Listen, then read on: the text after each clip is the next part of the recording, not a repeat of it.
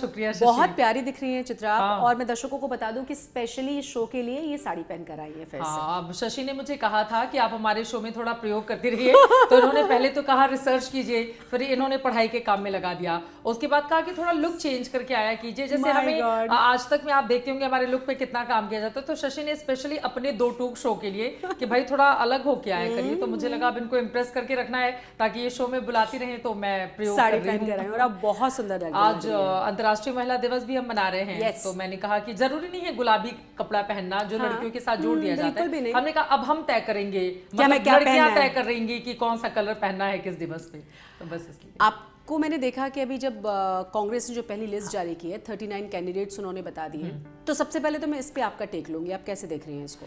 देखिए 39 उम्मीदवारों के नाम का ऐलान कांग्रेस पार्टी की ओर से कर दिया गया। बहुत इंतजार किया जा रहा था इस लिस्ट का, लेकिन थोड़ी सी है, बीजेपी जीती, 19 बीजेपी जीती, तो आपने ऐसा लग रहा है कि भूपेश बघेल की बिल्कुल कड़ी और बड़ी परीक्षा लेने के लिए, लेकिन मुझे लगता है कि उनको एक सेफ सीट दी जा सकती थी, वो आराम से जीत सकते थे। ऐसा राजनांदगांव है, लेकिन मुझे लगता है वो बीजेपी का गढ़ है, तो अब वहां पर भूपेश बघेल भी बहुत लोकप्रिय। मैं वही कह रही हूँ कि कहीं ऐसा ना हो कि वहां पे एक तरह से ना एक बड़ा चैलेंज ये बीजेपी के लिए भी रहे, क्योंकि वो वाकई में बहुत पॉपुलर लीडर हैं, बहुत काम उन्होंने किया है। देखिए छत्तीसगढ़ का रिजल्ट आने से पहले लगातार कहा यह जा रहा था कि ये जो जगह है या ये जो राज्य है पूरी तरह से कांग्रेस के पास जाएगा, क्योंकि वहां पे भूपेश बघेल है। बेशक वो नहीं आ पाया, लेकिन उनका नाम, उनका चेहरा ऐसा है जिसपे ओबीसी चेहरा है वो, लेकिन इन सब के बीच जो मुझे मीडिया के साथ बड़े अच्छे हैं, सोशल मीडिया पे बहुत नहीं देखिए भूपेश बघेल एक बहुत अच्छे नेता के तौर पर वो उभरे हैं। छत्तीसगढ़ में जब नक्सलियों ने हमला करके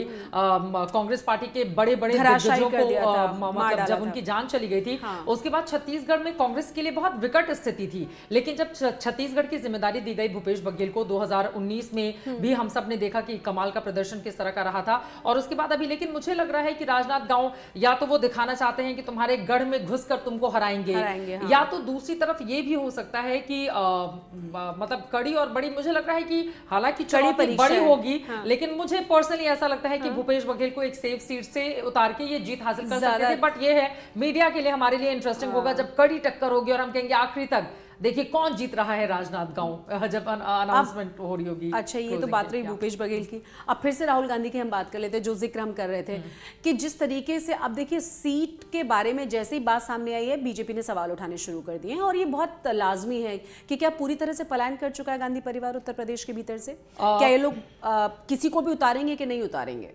शशि, ये बहुत इंपॉर्टेंट सवाल आपकी ओर से पूछा जा रहा है, और मैं आपको बताते चलूं कि अभी सूत्रों के हवाले से ही खबर निकलकर सामने आ रही है, लेकिन बीजेपी बहुत आक्रामक हो गई है। चाहे स्मृति ईरानी हो, वो ललकार रही है कि राहुल गांधी हिम्मत हो तो यहां से लड़कर दिखाओ ये, लेकिन इस बार मायावती जी की ओर से जिस तरह से एकदम सन्नाटा है, तो मान के चलिए सपा और बसपा का, देखिए सपा और बसपा से महत्वपूर्ण गठबंधन नहीं हो सकता है कहीं भी, लेकिन उन दोनों का अलग अलग लड़ना, कांग्रेस के पास इतना बहुत कुछ नहीं है यूपी में कि वो खुद के लिए या फिर अखिलेश यादव के लिए बहुत कुछ कमाल कर जाए। सपा बसपा का गठबंधन रहता तो अलग स्थिति बन सकती थी, लेकिन अभी स्थिति अलग है, इसलिए बीजेपी बड़े कंफर्टेबल पोजीशन में है कि भैया हम तो जीत ही रहे हैं। हालांकि अखिलेश यादव ने पहले उम्मीदवारों का नाम का ऐलान कर दिया कई सीटों पर, तो वो माइलेज लेने की कोशिश कर रहे हैं, लेकिन ये सही बात है कि बीजेपी के लिए स्थिति यूपी में 2019 के मुकाबले इस बार बेहतर है। अब कुछ कमाल हो जाए या अखिलेश यादव की पहली जो उन्होंने लिस्ट अपनी जारी की है उसके आधार पर वहां पर कुछ बढ़त हासिल कर ले, ये देखना महत्वपूर्ण। और साथ ही जिस तरीके से एनडीए अपना कुनबा बढ़ा रहा है, राजभर को जिस तरीके से उन्होंने मिनिस्टर बनाया है,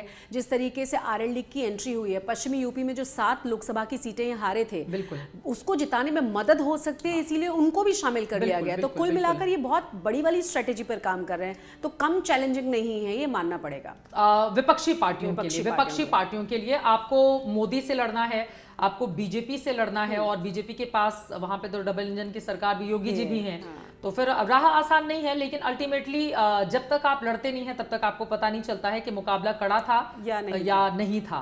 तो लड़ना ज्यादा जरूरी है, बाकी तो जनता जनार्दन जिसको सिर माथे पर बिठाए उसका स्वागत है।